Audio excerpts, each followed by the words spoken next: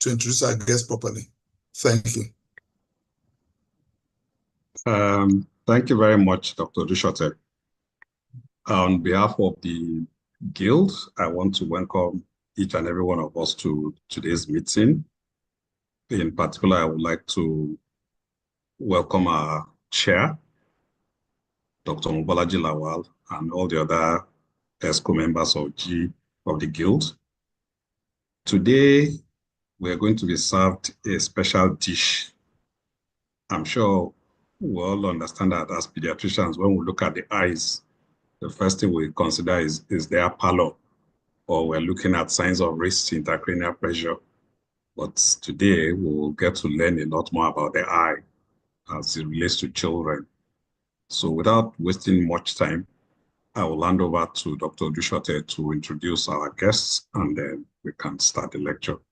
Thank you very much. Over, Sunday. Thank you very much, Dr. Little. So you are a chair, but you are referring to the emeritus chair. But I'm sure everybody understands what you're saying. So today we have a special guest who's going to talk about common problems in children's eyes. Her name is Dr. Mary Ugalahi, a academic staff of University College Ibadan and consultant ophthalmology at UCH Ibadan. She graduated with Ibadan Medical School, and she also did a fellowship at University College Hospital, and she backs her fellowship in National Paediatric College and Western College of Surgeons. And then she's a pioneer pediatric ophthalmologist Strabismus fellowship program in UCH, and she also completed her further training in Bangladesh. Dr. Ugalahi has more than 50 peer-reviewed publications, and then published in national and international journals. And she's an avid reader, and she's also very active on social media promoting issues with children.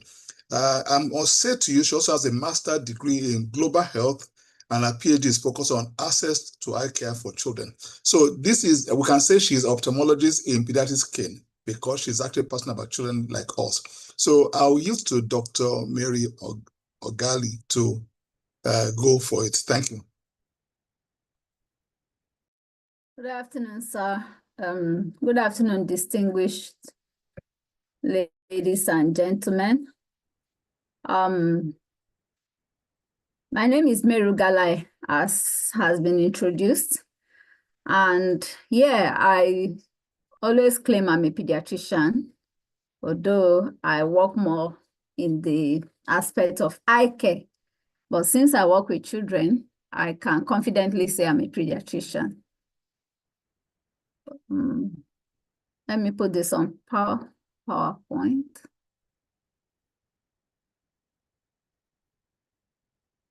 Okay. I believe the PowerPoint is showing as PowerPoint to everyone now. Yes, please. All right. Thank you very much, ma'am. Yes. So I can go ahead. Please, I would like it if I'm off or I'm not being audible at any point in time, if anyone can send me a message, because sometimes it feels like you're talking to yourself in this virtual world. So I'll be talking about common vision disorders in children and basically what concerns the pediatrician, because you're often the first point of call for most children, either because you run children clinic, or you see them at birth when they come through the neonatal unit, or you see them for their immunization or some other ailment.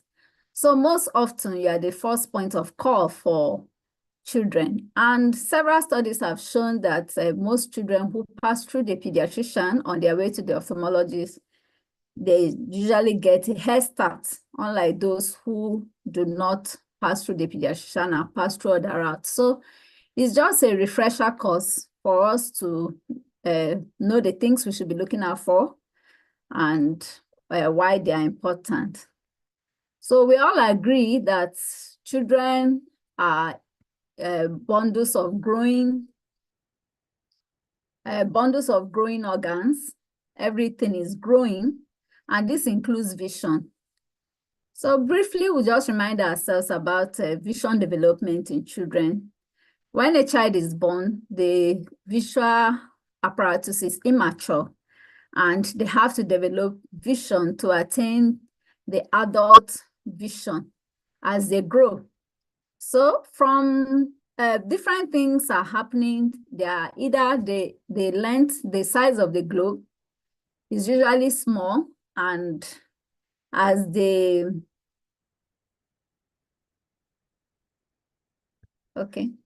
size of the globe is usually small, as about 17 millimeters from most studies, normative data, and they don't attain adult size globe until they're about the age of 4. And it can still grow until the age of 10 years. So by the age of 4 years, the axial length is about 22, which, because axial length in adulthood is a range from about 22.5 to 24.5. So at the age of 4, they get to that of an adult. At the age of 2, they are about 80% of an adult size globe. So everything is growing. The size of the cornea is also growing, and it attains the full adult size at the age of 12.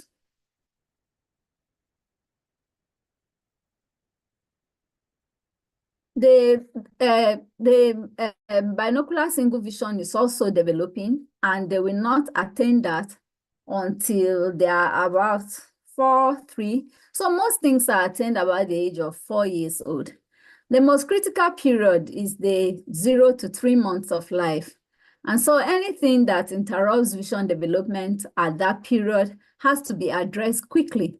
So if a child has a white speck, if a child has eyes that are not straight, if a child has anything at all, high refractive errors that can interrupt visual development before the age of 3 months, it has to be addressed quickly, because this is when there's rapid growth in the vision, and the binocular cells are also developing rapidly at that time, and it's important that nothing interrupts vision at that age of a child. So basically, that's just the vision development in a nutshell. So what's the requirement for normal vision to develop? We'll quickly talk about that. The components of a normal vision is for a child to have, or any human being to have, binocular single vision. Whenever we see anything, we should see it as one. And so we should be able to simultaneously see an object at the same time with both fovea. And the objects we are seeing, because the eyes see them from different dimensions, they should be able to fuse all of these images and see it as one. And the ability to perceive depth is also important for a binocular single vision. And so the requirements are that of clarity of images. The images that are being fed to the brain of a child at that time when they are developing vision should be clear, of equal clarity in both eyes. And they should be motor fusion, so the visual axis should be aligned. The eyes work as one. It's not that one eye has strabismus and the other one is straight. The eyes should be viewing an object at the same time. And then there should be sensory fusion, which is fusion of the images being seen by the brain. So having said that, the common disorders that can happen to the vision in children are some of the things I've listed here. This list is not exhaustive. We can actually have more than this, but these are the common things that we would encounter. Number one being refractive errors, and then we'll talk about the white specks, the childhood glaucomas, strabismus, then disorders of binocular single vision, which are things like amblyopia. We can also have cerebral visual impairment. This is quite common, especially among those who are in the pediatric neurology practice. Then, of course, disorders of the whole globe, color vision deficiency, which we don't talk about enough, and then disorders of contrast. So in terms of the refractive errors, we have different kinds of refractive errors that can occur in any human being, and in children. Refractive error is actually more common in the pediatric age group. And the most common one being short-sightedness, myopia, is said to be the most common globally. And it's actually becoming a pandemic because of the lifestyle we've been adopting. So half the world population is said that will be myopic by the year 2050. And in a recent study we did in our clinic, we realized that 39% of children with refractive errors have myopia. So yes, myopia is here with us. Initially, before it was said that Africans didn't really have short-sightedness, but we are we're adopting lifestyles that making us become myopic, and I'll talk about that. Other things like hypermetropia, astigmatism, and anisometropia are things that we can see. So children that we see who may have refractive errors, what are the common things that they would present with? The child may be irritable, and the child may be rubbing the eyes all the time. Child may be straining to see. So they tell you that the child, maybe the parents may complain during one of the consultations. So a child who is straining to see, excessive tearing, disinterest in academic work, and hyperactivity, a lack of interest in visual activities. And sometimes the eyes may be misaligned, which is a sign of refractive errors. Older children will complain, but younger children may not really complain. And then, of course, sometimes the first time that you may see that a child has refractive error is a child with nystagmus. And I have seen this quite frequently in my clinic.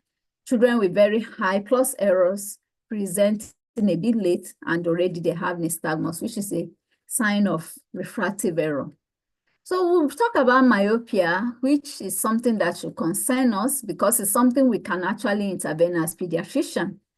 The things that are modifiable here in what causes myopia is that of lifestyle. Because for the genetics, we can't really interfere with how people want to love each other. Of course, risk is said that if when both parents are myopic, the risk is higher than when it's just one parent that is myopic. But if two myopic parents love themselves, two myopic adults love themselves and they want to get married, well, we can't stop them because we think the children will have myopia. So that's not something we can really modify for now. But lifestyle, modern lifestyle is said to influence the development of myopia, and that has been shown in numerous studies.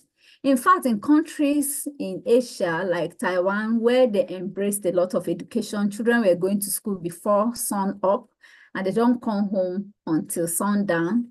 They were always in class doing a lot of near work. They had a pandemic of an epidemic of myopia. 80% of their children became short-sighted, and they had to look and find out what exactly are we doing wrong. And they realized that it was excessive near work and low outdoor activity. So yes, children who are doing a lot of schoolwork, they are going to school quite early. They start schoolwork quite early, going to school before the age of 2 or 2 years. They already started near work, and they are moving from books to digital devices, spending all of their time indoor. They are not outdoor playing at all. This has been shown to increase the incidence and the progression of myopia. So not only just making them myopic, it's also making them highly myopic.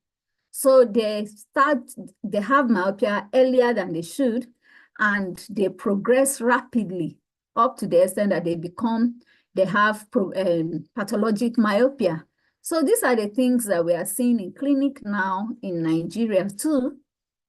And it's important that we have to educate parents when we come in contact with them, that we are getting children who are becoming more short-sighted because of the lifestyle we've adopted. Increased urbanization is also increasing the incidence of myopia.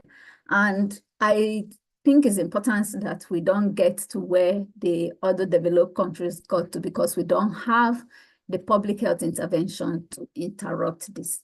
So these are some of the things that we need to know, that as pediatricians, we can actually also contribute to reducing the prevalence of myopia in our environment by counseling on lifestyle adaptation. So leaving myopia, we'll move to the white specs. and I'll be talking about a few things that can present with white specks and what our roles are. This is a child that was brought to my clinic about, I think 5 years ago. Yeah, 5, 6 years ago. And the child was born preterm. He did not have screening for retinopathy of prematurity. And the child had stage 5 ROP with detachment of the retina. And this is what it presented, looking like cataract. So it was this white speck that prompted the parent to present in clinic. And when we observed, it wasn't a cataract, it was an old retinal detachment from undetected retinopathy of prematurity. So we have been screening for retinopathy of prematurity for some years now, although it's not as widespread as it should be. But in Nigeria, the guideline is that we should screen any child born before 34 weeks and children whose birth weight is 1,500 grams or less, or any child who has a turbulent neonatal period. So we can agree that the ophthalmologist probably just light the candle for ROP screening, but it's the pediatrician that we keep it burning, because these children who are being born preterm are actually born and being taken care by the pediatrician. It's the pediatrician who ensure that children don't get to this stage 5 ROP by ensuring that they are screened, by ensuring that there's improved neonatal care. And the greatest culprit is giving oxygen. When you don't give blended oxygen, just give oxygen that is almost 100% to just give the child is apneic, okay, give oxygen. That has been the greatest thing that drives retinopathy of prematurity, because it upregulates the vascular endothelial growth factor, and there's development of new blood vessels, and then the children can have bleeding and all of that. So the use of blended oxygen is encouraged in every neonatal facility. And the other thing I just want to point out to is that if a private practice where there's a neonatologist, I think the neonatologist should also get on board about ROP screening to ensure that the children that are being cared for do not come down with stage 5 ROP. So ensure infection control and temperature control, because these are the things that can lead to development of retinopathy of prematurity in children who are born preterm. The screening efforts so far in Nigeria, this is a flyer that was developed recently. There's a lot of activity going on in sub-regions of the country, and this is one of the flyer we have. So we are using a camera now, a red cam, to screen, and LASU Toulouse is part of them. Maternity Lagos, Ibadan is there, UITH Ilorin, Gwagwalada is there in North Central Nigeria. The far north is not completely covered yet, but we'll get there. So if this number is up here, but I can also share the slides later. If you run a neonatal intensive care unit, I think it's important to create linkages so that the children you are managing, that you've done so much work to keep them alive, are not blind at the end of the beautiful work you've put in. We'll quickly talk about another white speck, cataract. And congenital cataract actually also interrupts binocular single vision development. The things that can cause congenital cataract: intrauterine infections, maternal endocrine disorders. So this just tells us the people that are at risk, and of course, developmental cataract can happen in people who either have familial cataract or some genetic disorders, children with trisomy 13, Down syndrome. I hope I'm correct. These are some of the things that can predispose them to having cataract. And especially in a family, we've had children with familial cataracts. Actually wrote a paper on this. A child whose mother or father has had surgery for cataract actually needs to have an eye examination, because the kind of cataract we found in the ones we saw in Nigeria are not usually the white, dense ones like this. They have the morphology we call cerulean cataract. which actually most often will not show white like this, but it also interrupts their vision development. So if a child you are seeing in the clinic, if a parent of any of such had cataract surgery or has cataract, it's important to send such children for screening, because they may have cerulean cataract, which you may not be able to detect with a pen touch. Retinoblastoma is another thing that can present with a white speck in the eye of a child. And we know that it's the most common childhood ocular cancer worldwide and even in Nigeria. The median age for presentation is about 18 months of life. So a child who may not have had a white speck from birth, developing a white speck around the age of 1 year, retinoblastoma is a possible differential. An urgent referral is required. The interesting thing is that, yes, children who present to the pediatrician with a leukocoria usually present early. So this is the great thing. But beyond the pediatric clinic, the other places or the other professionals we supervise, whether be it in outreach, primary health care, or whatever, these are where the issues are. And it's important that they have to know that not all white specks are cataracts, because I've had a child present very late because where they went to, the child had a leukocoria, a cataract reflex, and they told them that it was a cataract. And so by the time the child was presenting, the disease was orbital. So it's important that the people we reach out to beyond our pediatric clinic, they need to understand that not all white specks are cataracts. Some could actually be cancer, and the survivor is better. So it's important that the pediatric ophthalmologist or the ophthalmologist sees such a child who has a white speck. The other common differential of a white speck in a child can actually be just the cornea. And the common cause now in our environment is trauma. Previously used to be vitamin A deficiency, but with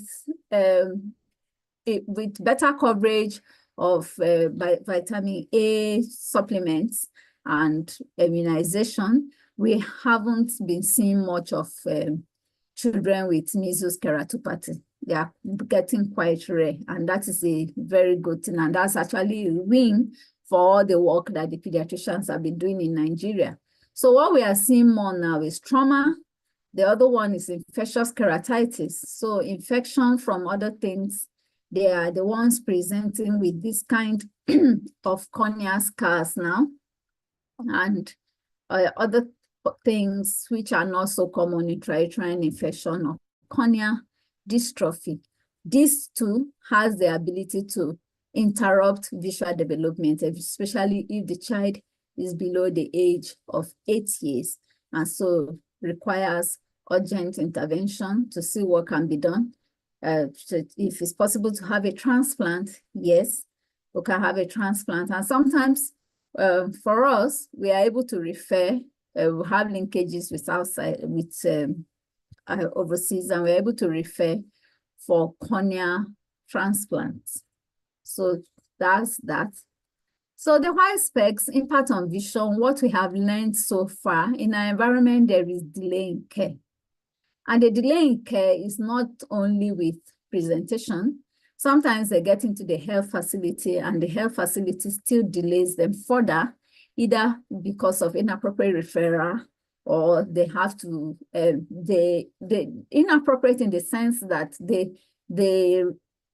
children are referred to places where services are not available. And so it's important to actually be aware where child eye health tertiary facilities are located and where the children can get this care. Because for us in Nigeria now, not every hospital actually has the ability to care for children who have white specks in their eyes. So that delay too contributes. And once there is delay in care, either because of presentation, either because of referral, or either because there's facility delay, there's usually irreversible visual loss from amblyopia. And so intervention delayed is vision delayed for children. occasionally, it could be a malignancy, and metastasis from retinoblastoma can also occur before they present. And I've had parents present through some of these primary healthcare facilities, and they've been asked to wait until the child is older because the child is too young for surgery. And that's why I said that areas within our control, we need to impress on them why children have to present immediately if there's a white speck in the eye of a child. So reducing intra-facility delays within our domain.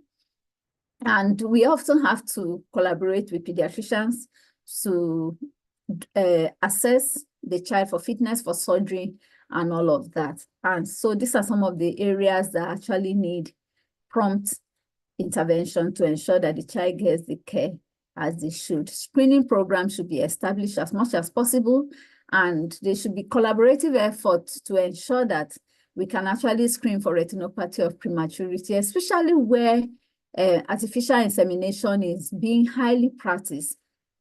A lot of preterm babies are going to be born and they need to be screened. So we move from the white specks and we go to childhood glaucomas. These are some of the common things that we also encounter in this environment. And we can have primary glaucomas, which are usually either the primary congenital glaucoma or the juvenile open angle glaucoma.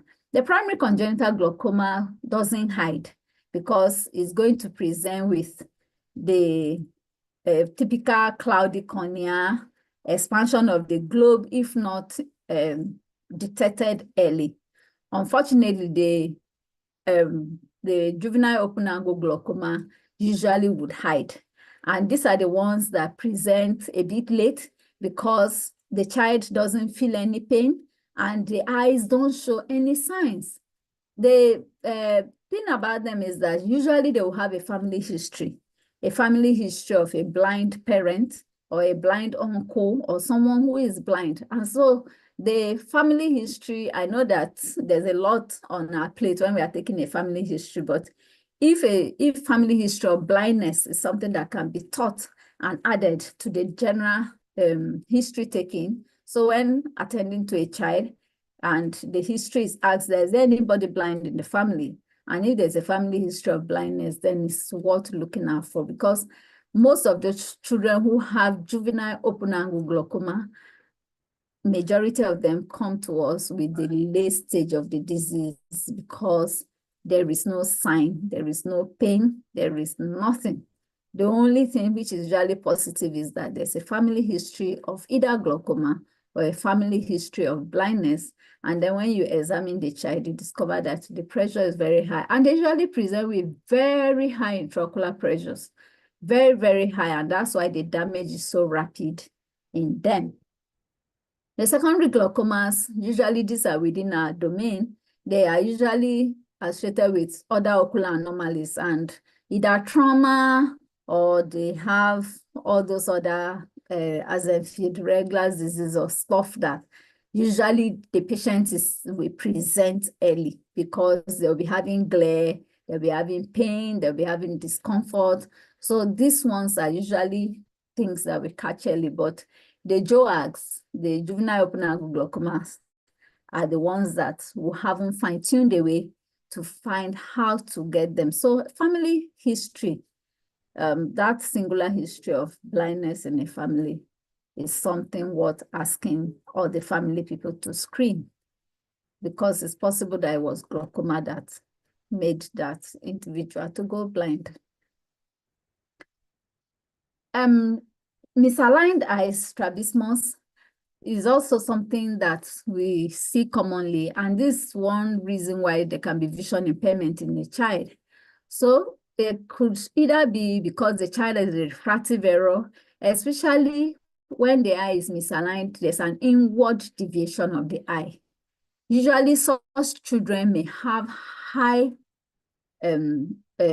plus errors. So because they have a need to accommodate to senior things, the eyes start deviating inward. So they'll present with congenital, with esotropia, which is usually acquired. They are not born with this. Some may present with congenital exotropia. Yes, this usually is not driven by refractive errors, but the ones that is due to refractive error will be occurring about the age of 18 months to 2 years.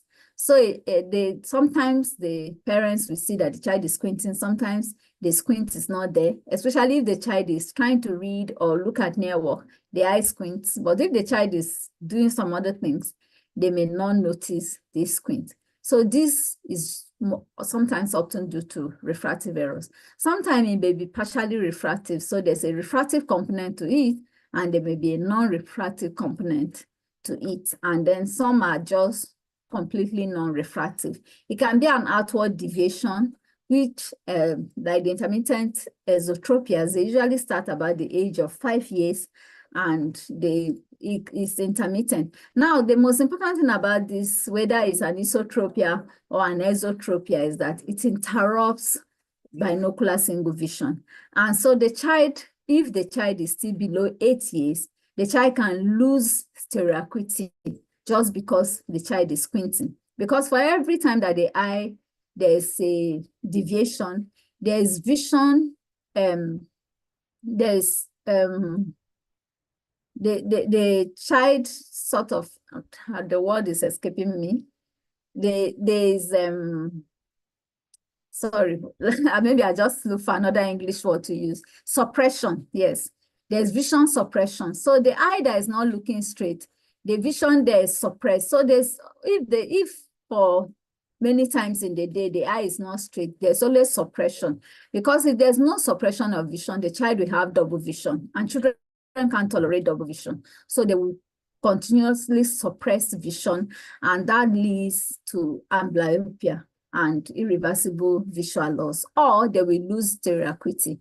And that's why it's important that we check why the child is squinting. In addition to refractive errors causing this, sometimes the squint may be as a result of poor vision, or the squint may be because the vision is being interrupted by some form of deprivation, like maybe a posterior polar cataract that is not obvious to the eyes to see, or sometimes it can even be the first sign that we see in a child who has an intraocular cancer.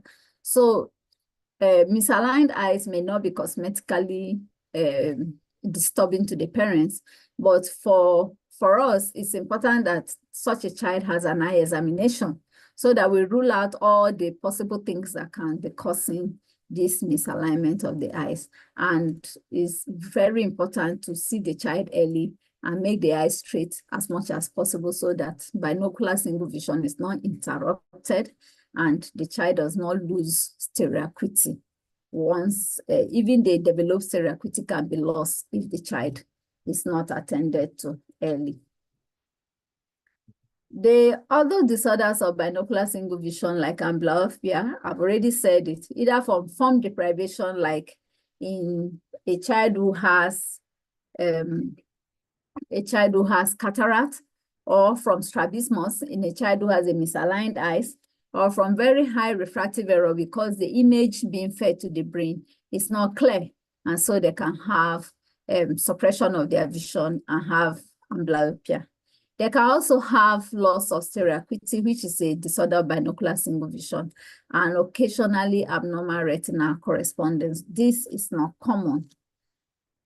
For those who have cerebral vision impairment, they usually are children who may have had some perinatal injuries or some disorders like jaundice that was not treated early, or postcranial infectious disorders like meningitis.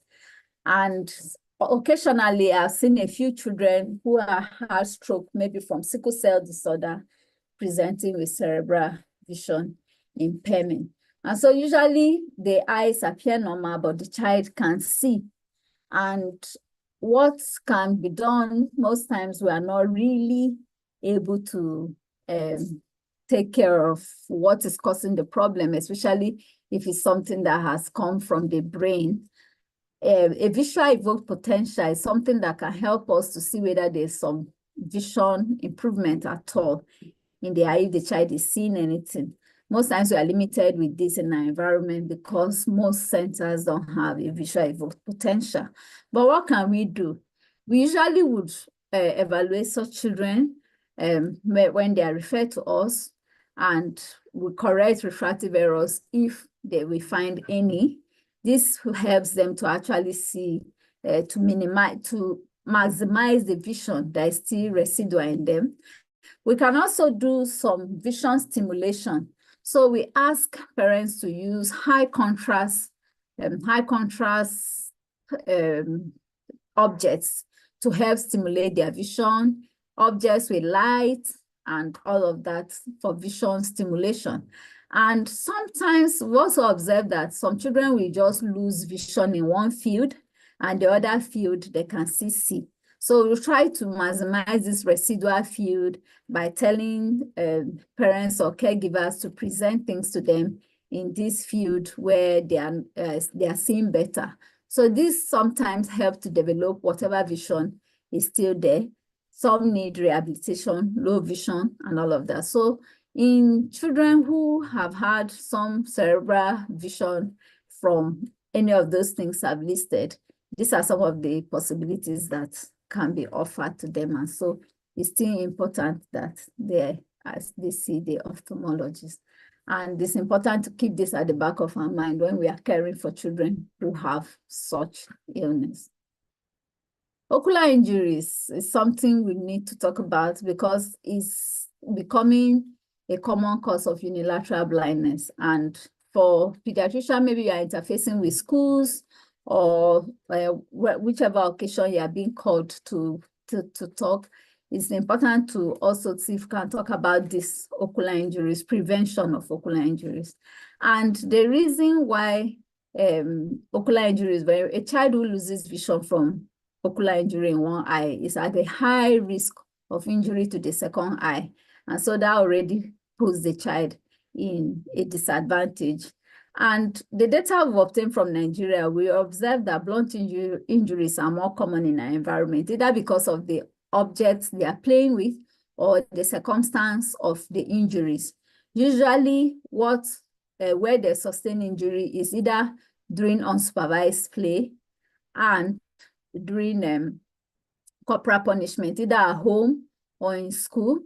These are the common areas that they sustain injuries. And we also observe that about a third of childhood cataracts in Nigeria are from ocular injuries. And this is really rather high because in the textbooks, ocular injuries do not feature as a prominent cause of childhood cataract. But we saw that we did a study in Nigeria and we observed, this was a multi-center study, and we observed that about a third of childhood cataracts actually occurred from ocular injuries. So preventing ocular injuries will prevent resources being used to take care of traumatic cataract. And of course, traumatic cataract, the outcome is usually not very good because of other injuries that the children may have sustained in the eye. Another thing that is getting that is becoming a bit common now is ophthalmia neonatorum. And I was wondering, could it be due to antimicrobial resistance? Because I know that when children maybe are having discharge, the parents will quickly instill. But I also know that the organism meningococcal is said to be gaining some antimicrobial resistance. So is that why we are having more children presenting with ophthalmia neonatorum? What's the prophylaxis practice like? I really don't know, but are we doing more of prophylaxis when we have children who are at risk, or is that something that's not being so practiced? So these are the questions I was asking. I don't know how common prophylaxis for ophthalmia neonatorum is now. Ocular allergies are common in our environment. And so we'll probably see children who are always rubbing. The ocular allergies initially may look like, oh, it's no big deal. The child just rubs once in a while. But there are many things happening because the child is rubbing. And so these are some of the things that are happening that may be unseen by us when they have this kind of large cobblestones in the tarsal plate. This is the eyelid inverted. And this can rub on this cornea and cause a lot of abrasion. And from this abrasion, this ulcer, it can lead to cornea scarring. It can also modify the shape of this cornea, leading to keratoconus, which puts thinning of the cornea, which also can lead to visual impairment. So ocular allergy is not just something that a child, how do I say, a child should just bear, or the child may outgrow it. I've seen children with very severe allergies unattended to, and I wondered that I think these are some of the things we can actually pick up in the clinic too, because once they are rubbing, once the child is rubbing the eye, all of this can occur. And the more they rub, the more they drive to rub occurs. And so for every time a child is rubbing, the most important thing is to stop them from rubbing, so that they don't go down this path. So ocular allergies is common, and our studies show that children who attend private schools have more ocular allergies. And I think it's because children who attend private schools don't have, some of them don't have enough playground, so maybe the air is not as clean as children in public schools. That's what we found. It was quite significant because we did a study comparing public and private schools, and we realized that maybe school design is important to reduce the allergens in the air. Well, congenital color vision deficiency is also here. It's about 2.3% of males, in 2.3% of the population in our environment here has congenital color vision deficiency, and it's higher in males. For Caucasian, it's said to be about 8%, and for Africans, about 4%. But in Nigeria here, the study we did among school children, we found 3.8% of males had congenital color vision deficiency. And so it's worth screening for because it affects color-related visual tasks. And unfortunately, if screening is not being done, the individual may never understand why they are not seeing things like other people are seeing them, or why they're having difficulty. And for career choice, it's also important. Congenital color vision deficiency, I think, is something that can actually be screened in the pediatrician office.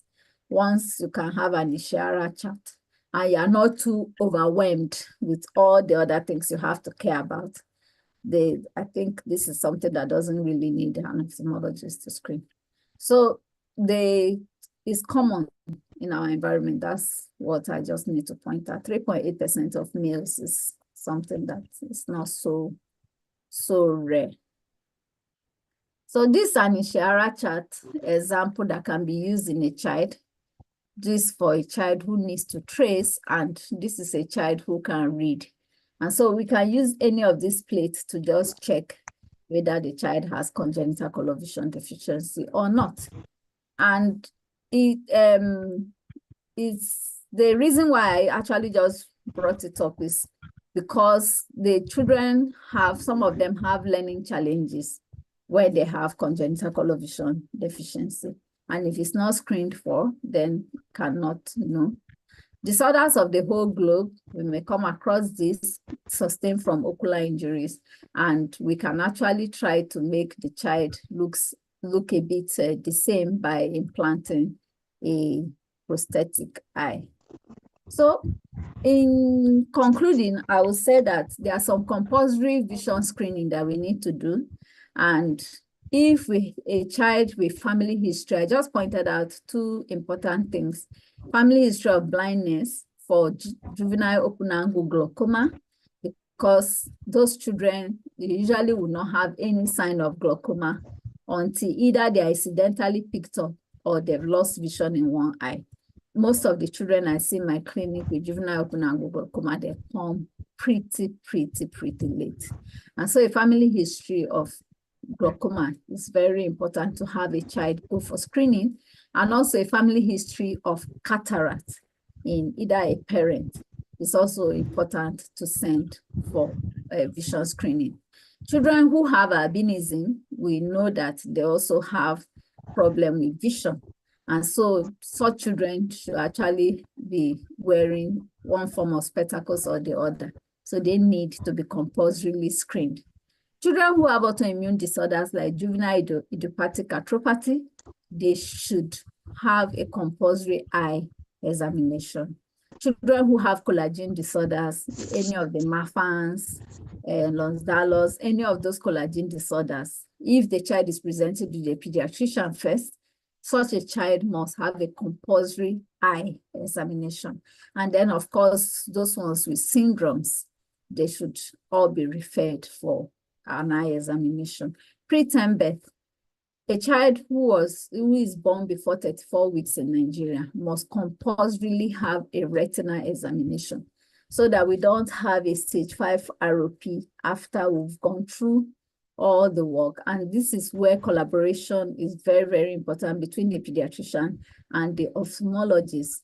You find the nearest center where the child is, where they're screening for retinopathy or prematurity, and such children should have an ROP screening. If it's not possible for the ophthalmologist to come to the center, then they can be referred once they are strong enough. The ideal thing is actually to screen them in the NICU.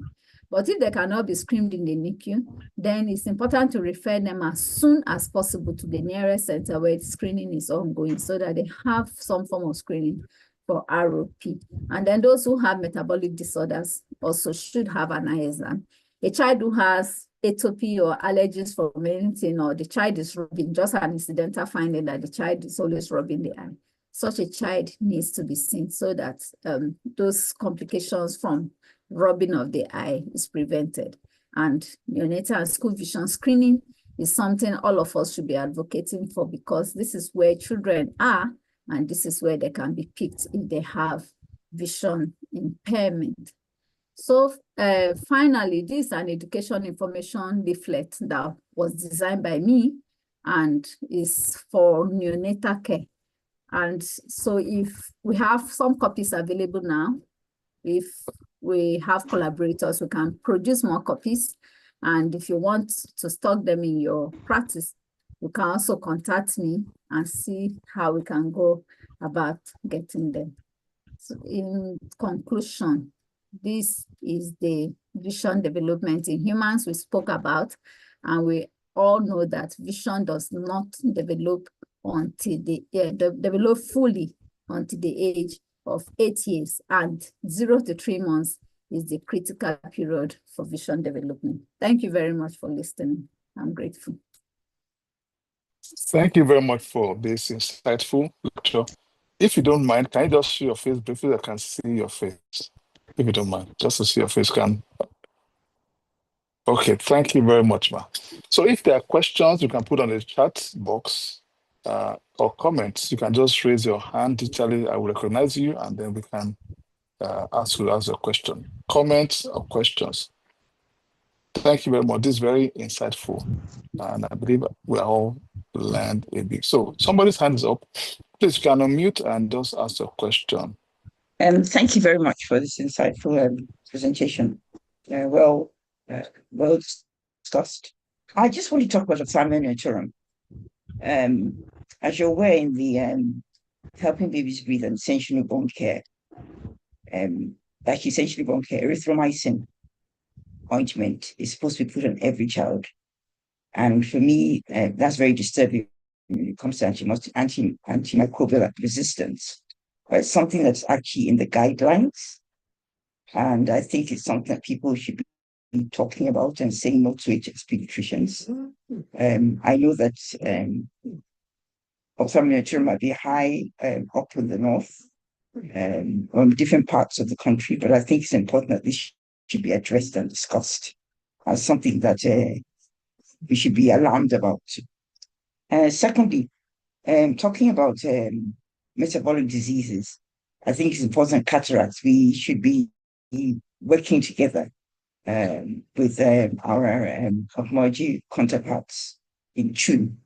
But when it comes to cataracts, galactosemia, and all that, I think it's very important that children, there must be joint care and there should be pathways. So we need to be establishing pathways for a lot of these children with metabolic diseases, with uveitis and uterine infections, where you can have uveitis and all those immune disorders. So just to mention these things. And I also think that pediatricians need to be advocating for the school health program and vision as well. We should be advocating on national level to ensure that is done. Thank you.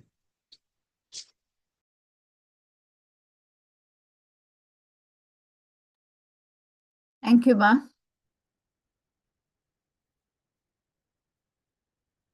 Pleasure.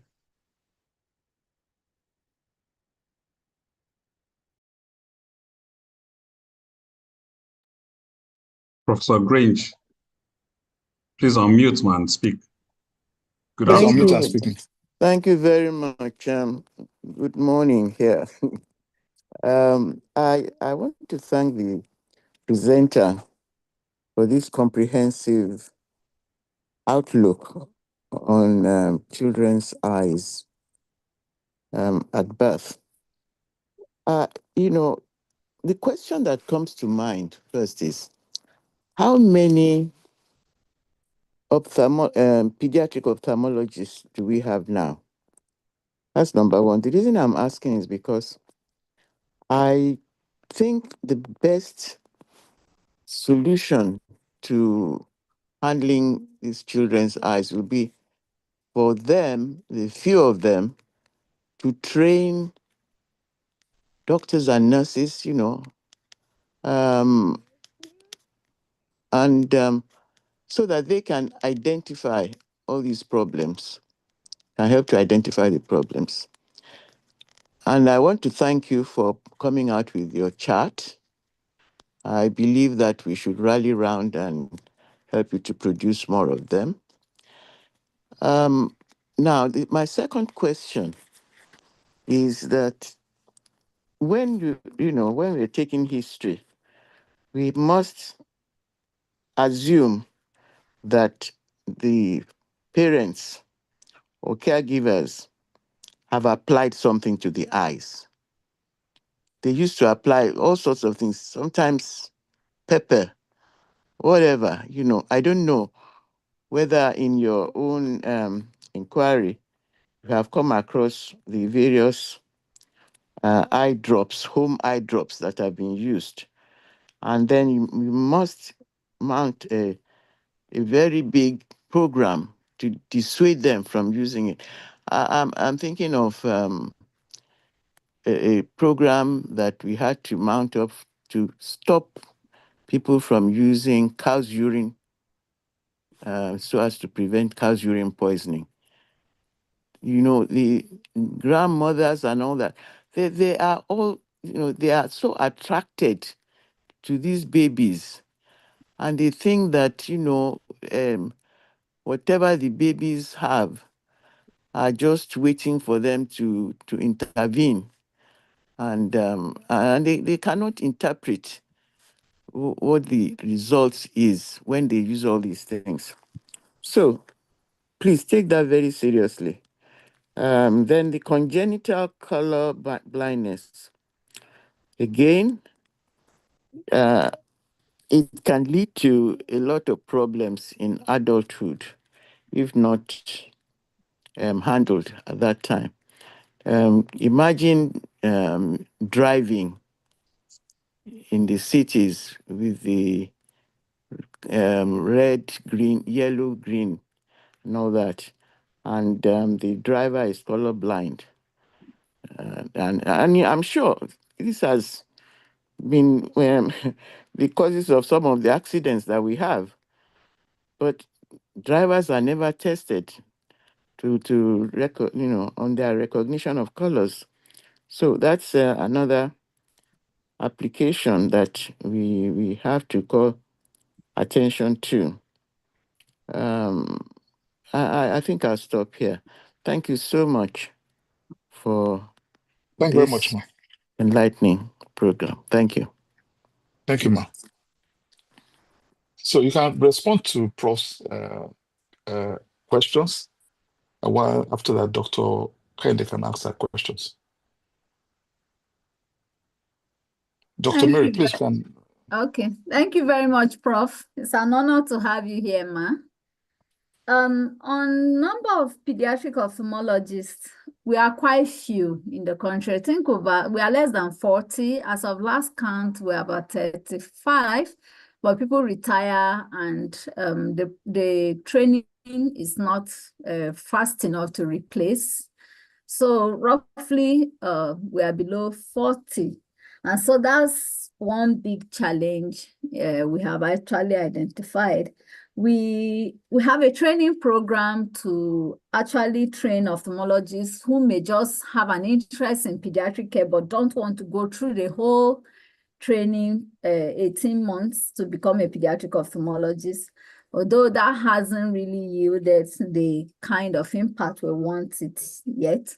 But yes, the other thing is to see if we can skill some of the things out, some of the people like nurses to be able to identify at least a white speck and know what to do. So yes, that's something we are thinking about. Then the use of harmful traditional medication, from research around here, the most common thing that I know they use is breast milk. Breast milk is very common here. And in fact, we had a child recently with ophthalmia neonatorium that they used breast milk, and the child had a very aggressive infection. So in this pamphlet that I made, well, I also talked about the use of breast milk for eye discharge. So we've translated it to Yoruba, and we're also trying to translate to Igbo and Hausa to see if we can have some impact in terms of health education of caregivers. Congenital color blindness, I think that was just a comment, but yes, everything you said is true, because studies have shown that it affects drivers, safety officers, and so many other things. And I know that in some countries, they actually even check color vision deficiency before people can get into medical school, although we don't do that here in Nigeria. So it's worth pushing for a policy, especially now that we are embracing traffic lights, to see if drivers need to be checked for color vision blindness before they are licensed. Thank you very much, ma'am. Thank you, ma. Dr. Kende, please go ahead and ask a question. Can I unmute to ask a question? Okay, Good evening. Good evening. Yeah, thank you for the insightful lecture. In talking about the people who should be screened, are you suggesting or advocating that all newborn, whether they are term or preterm, we know that the preterm infants, as I've rightly mentioned, are likely to have a retinopathy of prematurity. But are you suggesting, because some of the things that you suggested, that we should have a general newborn eye examination so that we can quickly pick anything that is there? That's the question I just want to ask. Thank you very much. Okay, yes. The preterm screening is actually different from the newborn screening, because the preterm screening, where the problem is usually in the retina. And so they need a dilated eye examination, which is a bit more intense than for that of a newborn, which is most time either just checking the corneal reflexes or using a pen touch to just look at the anterior segment for cataracts. And I know that some developing countries have newborn screening, integrated the eye and some other things, all integrated, the eye, the heart, and other congenital anomalies that they have to screen for. So just a pen touch examination of the eye can pick up a white speck if there is one. And it can also pick up a deviated eye if there is one. So such children can be referred. But the preterm screening is for children who are born before 34 weeks or earlier. They need a more detailed eye examination because the pathology being looked for is in the retina. Thank you very much. There's a question on the chat. Say, thank you for the presentation. Do you still give 6 months from birth for strabismus before treatment?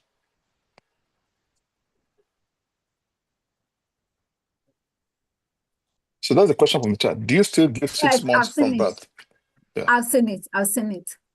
Okay. Thank you, ma'am. The 6 months from birth before treatment is treatment of the misalignment, but not the cause of the misalignment. So we advocate that any child who has strabismus must be examined, because if it is a cataract that is causing the strabismus, it needs to come out. But if it's just a strabismus, there's nothing else, because most children that just have strabismus that is not refractive or is not because of form deprivation, some of them may resolve after 6 months. So we don't intervene surgically to correct the misalignment, but we intervene to ensure that the strabismus is not constant in one eye. So we can do patch treatment for amblyopia to ensure that the child is switching and using both eyes, even if not using them at the same time, but the eyes are switching. It's not just constantly squinting in one eye. I hope that's clear.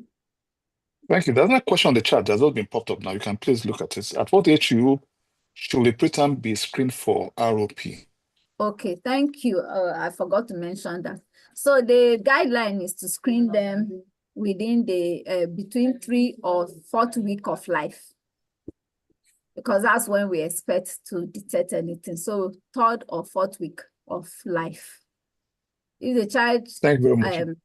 Okay. Go ahead, sorry. The screening has to continue until they are about. If the child doesn't have any retinopathy or prematurity, we still screen until the gestational age, or how will I say, until we estimate that they are 10, so to speak. Yes. Thank you, ma. Dr. Alberto, you are muted. Do you have questions, sir? No. Okay, thank you very much, sir. Well, No. Any other question? Professor Green, your hand is still up. Do you have any comment or question, ma? No, sorry, I forgot to bring it down. Thank you. Thank you, ma. Dr. Jerobi, you have any comments or question? Your hand is up now. Yes, I do. I just want to ask, thank you very much for this educational information for caregivers. It's really good thing to do. But I was wondering, could we simplify this thing much more? Because we have a very large illiterate population in Nigeria.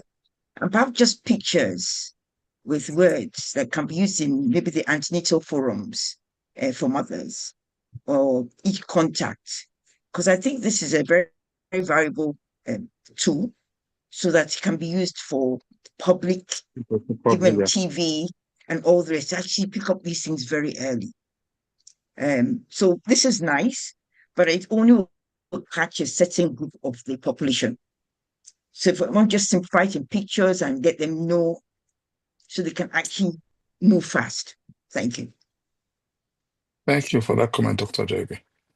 Okay, I just want to comment about allergies. The thing is that the primary allergies that people, I would also suggest, if you have asthma, you should look for rhinitis, you should look for conjunctivitis. Because more often than not, people just focus on the big one, which is asthma, and forget rhinitis and allergy conjunctivitis. So the question is that once you see one, look for the others, including food allergies. And the question about the spread between primary school, public school and private school is not necessarily their environment. It's number one, genetics and the cleanness of the environment. So your T helper one is redundant in people who are high class, and T2, he has to do what he has to do. That's probably the reason why it's been driven along those lines. Just a comment. But that's a very wonderful, lucid presentation we've had today. Any other question or comment?